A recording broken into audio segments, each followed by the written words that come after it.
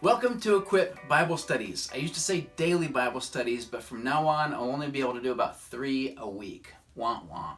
We've been in the book of Genesis, and we're now on chapter 11 for the story of the Tower of Babel. And this story starts when there was only one human language on earth, which means this was a really, really long time ago. So long ago that we have no idea when it might have happened. Some people say that the Bible tells us how long ago this happened, but it's really not true. The reason they think that is because they look at the genealogies. Now, a genealogy is not the study of genies. It's a list of names, kind of like a family tree. It says this person was the father of this person, was the father of this person, was the father of this person, was the father of this person, and it goes on like that. And it comes up a couple times in the Bible, and it actually goes all the way from Jesus, who lived 2,000 years ago, all the way back to Adam, the very first person who ever lived. And some people think you can use those genealogies to tell when things happened, but you really can't. The word father it uses can also mean grandfather or great-great-great-great-great-grandfather. And we know from Matthew chapter 1 that these genealogies did skip over people, because it says Jehoram was the father of Uzziah when everybody knows that's skipping right over Ahaziah and Joash, right? It's all right here. Anyway, why does this matter at all? Well, according to history, this story would have had to take place a really, really, really long time ago. And that fits in with what the Bible teaches, because the Bible doesn't say how long ago this happened. And that's important because history doesn't contradict the Bible. Just like we saw last week that science doesn't contradict the Bible because it's true. Enough of that. Let's look at our story. Go ahead and read Genesis chapter 11, verses 1 to 9. And if you don't have a paper Bible, I got a link in the description for you.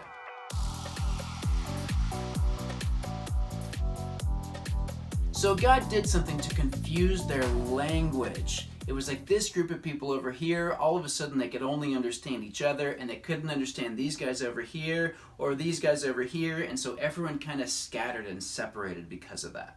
Well, what kind of terrible thing was happening that would lead God to do something like that? It says in verse 6 why he did it. God says, "Look, the people are united." Oh no. And they all speak the same language. After this, nothing they set out to do will be impossible for them.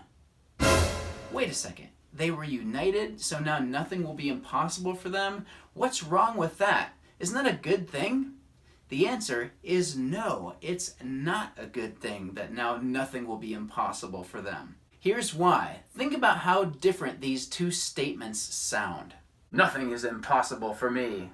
Now nothing is impossible for me. Did you catch the difference? The point here is that great power, like what we're talking about, it's only good if you were doing good with it. Whereas these guys in this story, they were united against God. We see that in verse 4. They said, "Come, let us build a great city for ourselves with a tower that reaches into the sky." Now, you might have heard they were trying to build a tower up to heaven. Okay, the word sky and heaven here are the same. It just means a really tall tower. And then they say why they were doing it. It says, "This will help make us famous and keep us from being scattered all over the world." So that's what they were trying to do. They wanted to be famous, so they were all about themselves, and they didn't want to be scattered. The problem with that is that God told them to scatter. God told them to spread out across the whole world, and here they're getting together and saying, no, we're going against God. With all people together going against God, they're capable of great evil, so God blocked them. This is important to realize. God stopped their progress because he loved them. He stopped them from going further down a bad road. And sometimes he might do that for us too. Have you ever wanted something really bad, and maybe it's a girl or a guy or a job or popularity or something, and sometimes it just feels like, man, it seems like God is blocking me from getting this thing that I want. Maybe he's not, but maybe he is. And if he is, maybe it's because he knows that if you got that thing, it would be harder for you to put him first in your life. And that means it would be harder for you to find real joy. So there's nothing wrong with getting any of those things, and there's nothing wrong with building a really tall tower either. But anything we're doing instead of pursuing God is something that's going to hurt us. And one more thing before we leave this story. God later did a miracle to reverse what happened in this story. He didn't always want people to be separated by language.